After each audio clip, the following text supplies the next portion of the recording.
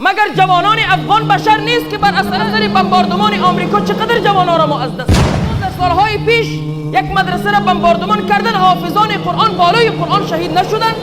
اینها بشر نبود؟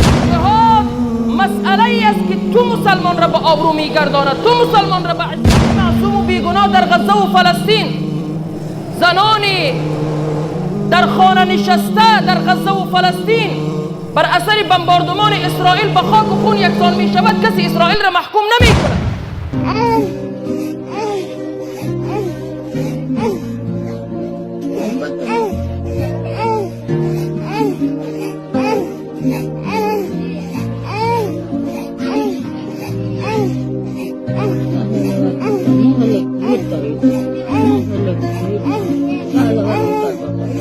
قلدرای غیر مسلمان را که میلیون ها انسان را میکشند و خون پاکشان را میریزانند، برای اونها کسی تروریست نمیگوید.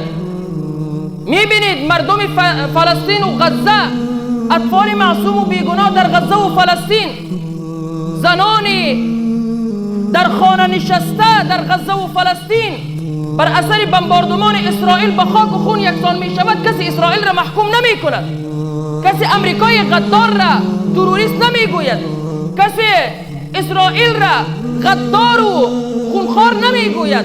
اما مردم مظلوم فلسطین، مردم مظلوم غزه وقت دست بلند می کنند، سر بلند می کنند، اسلحه بر می دارند، از ناموس خود دفاع می کنند، همه جهان بالایشان چسبیده که شما تروریست هستین، شما فلان و فلان هستین،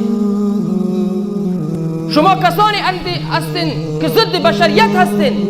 ای غدار، ای خونخوار، ای ظالم، مگر طفل فلسطینی بشر نیست؟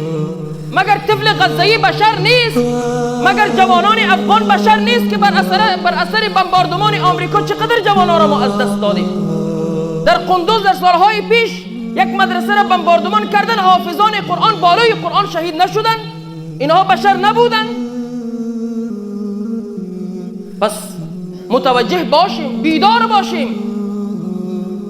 جهاد ظلم و تعدی و تجاوز نیست. جهاد مسئله است که تو مسلمان را به آبرو میگرداند، تو مسلمان را به عزت میگرداند، تو مسلمان را سرفراز و کامیاب میگرداند تا در امن و امنیت خانواده‌ات، خودت و تمام برنامه هایت پیش ببری و زندگی بکنی.